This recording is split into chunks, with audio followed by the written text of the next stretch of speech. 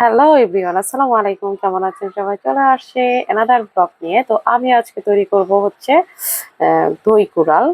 তো দই কুড়াল, এই কুড়াল মাছটাতে এমনিতেও কাটা কম থাকে। তো হচ্ছে দই কুড়ালটা কিন্তু এমনিতে আমার কাছে খুবই ভালো লাগে, আমার খুব পছন্দের একটা রান্না হচ্ছে এই দই কুড়ালটা। তো আপনারাও চাইলে কিন্তু আপনারা এই দই কুড়ালটা রান্না করে খেয়ে দেখতে পারেন।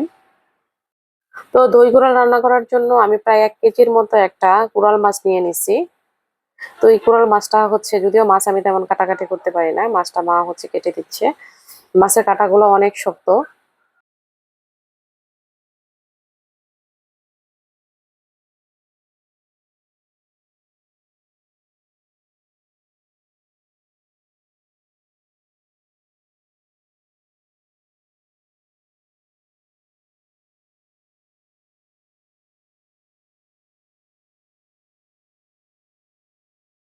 তো আমার মাছটা কাটা হয়ে গিয়েছে। এখান থেকে আমি হচ্ছে 6 পিস নিয়েছি হচ্ছে আজকের এই দই কোরালটা তৈরি করার জন্য।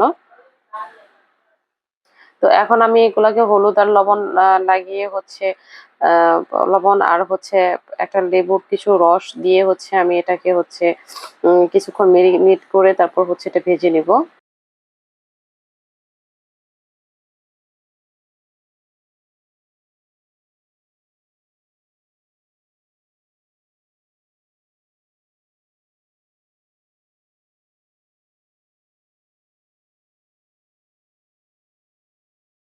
তো আমার হচ্ছে 5 মিনিট হয়ে গিয়েছে, চুলার মধ্যে একটা প্যান বসায় দিয়েছি, এখন হচ্ছে খাবার তেল দিয়ে দিয়েছি। এখন হচ্ছে মাছগুলাকে আমি হচ্ছে ভাইজে নিব। তো আমার তেলটাও গরম হয়ে গিয়েছে, এখন আমি একটা একটা করে পিস দিয়ে দিব।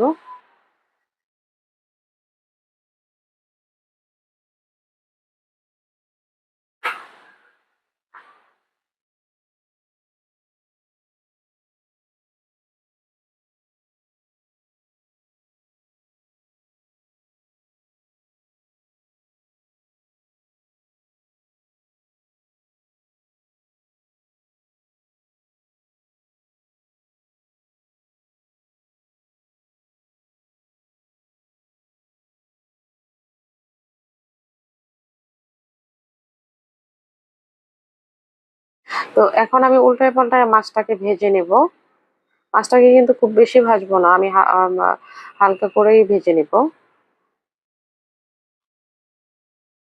তো আমার মাছ ভাজা প্রায় হয়ে গিয়েছে, এখন চুলার মধ্যে আমি আরো একটা প্যান বসায় দিব। এখন আমি হচ্ছে এর মধ্যে দিয়ে দিব কুচি করা পেঁয়াজ,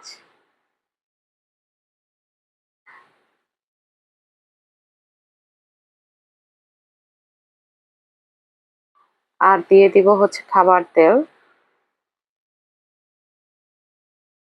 এখন কুচি করা পেঁয়াজটাকে ভেজে নিব।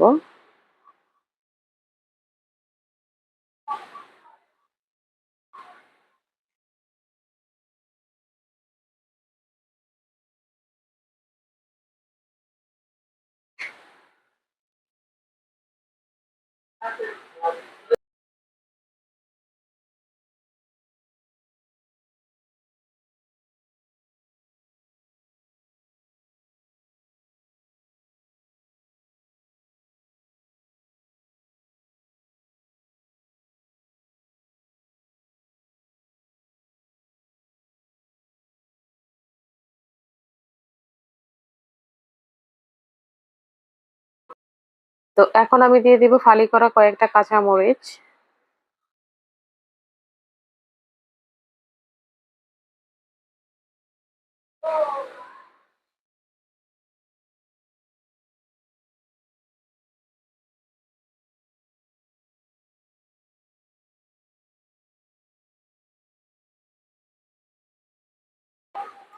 এখন দিয়ে দিব হচ্ছে ধনে গুঁড়ো 1 টেবিল চামচ।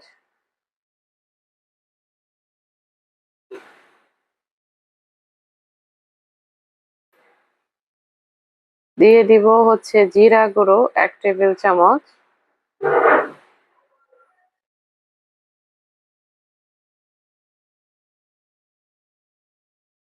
দিয়ে দিব মরিচ গুঁড়ো 1/2 টেবিল চামচ। যেহেতু আমি কাঁচা মরিচের ঝাল দিয়েছি সেহেতু আমি মরিচটা একটু কমিয়ে দেবো, গুঁড়া মরিচটা। এখন দিয়ে দিব হচ্ছে 1 টেবিল চামচ হচ্ছে হলুদ গুঁড়ো। এখন একটু পানি দিয়ে মশলাটাকে কষায় নেব।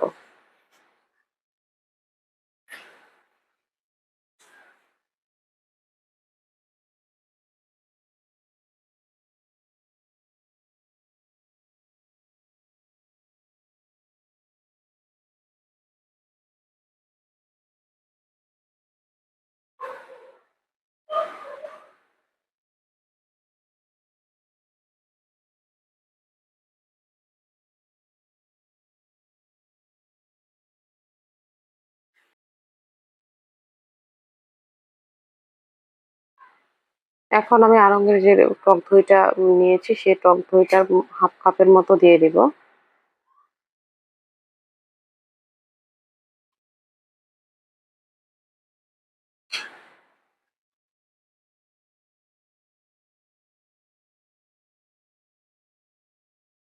টক দইটা দিয়ে দিলাম, সাথে অল্প একটু পানিও দিলাম।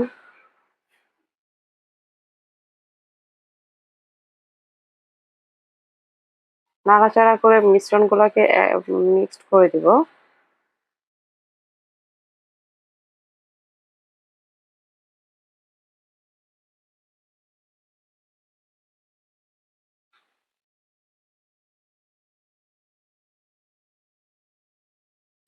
তো এখন ঢাকা দিয়ে 2 মিনিটের মতো রাখবো। এটা যখন হচ্ছে ফুটে উঠবে তখন হচ্ছে আমি ভেজে রাখা মাছগুলো দিয়ে দিব। তো এখন আমি ভেজে রাখা মাছগুলো দিয়ে দিব।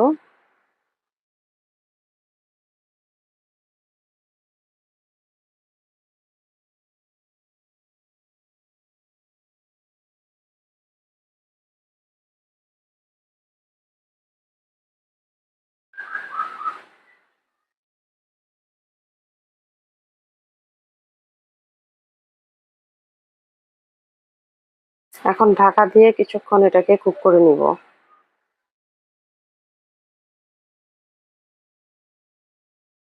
আর এদিকে পেস্তা বাদামগুলো আমি হচ্ছে শিলপাটায় বেটে নিব।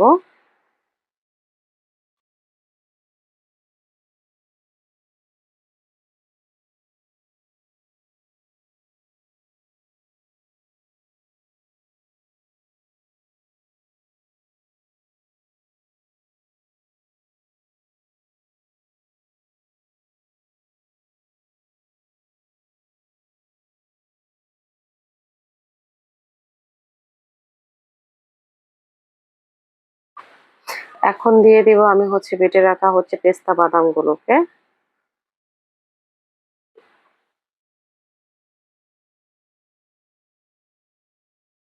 পেস্তা বাদামটা দেওয়ার পর হচ্ছে কালারটাই অন্যরকম চেঞ্জ হয়ে গিয়েছে।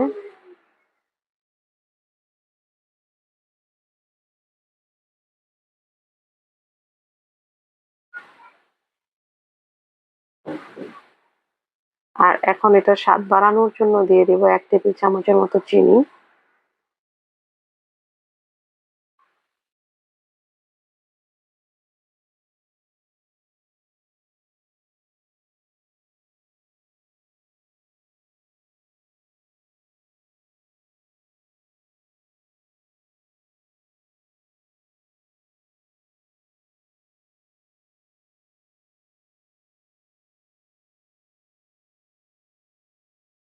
এখন ঢাকা দিয়ে 2 মিনিটের মতো রান্না করে নিব।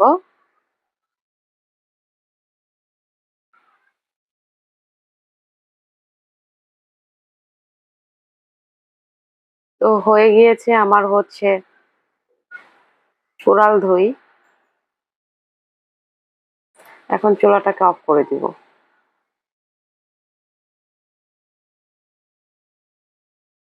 এই যে আমার কোরাল দই রেডি। এই কোরাল দইটা কিন্তু এভাবে তৈরি করলে কিন্তু খুবই ভালো ভালো লাগে, খুবই মানে মজা হয়। আপনারা কিন্তু চাইলে এই কোরাল দইটা এইভাবে রান্না করে খেয়ে দেখতে পারেন। আমার ভিডিওটা ভালো লাগলে অবশ্যই লাইক কমেন্ট শেয়ার দিয়ে পাশে থাকবেন আর আমার চ্যানেলটি সাবস্ক্রাইব করে দিবেন। পরে চলে আসবো নেক্সট কোনো একটা ভিডিও নিয়ে। সে পর্যন্ত সবাই ভালো থাকবেন, সুস্থ থাকবেন। Take care. আল্লাহ হাফেজ।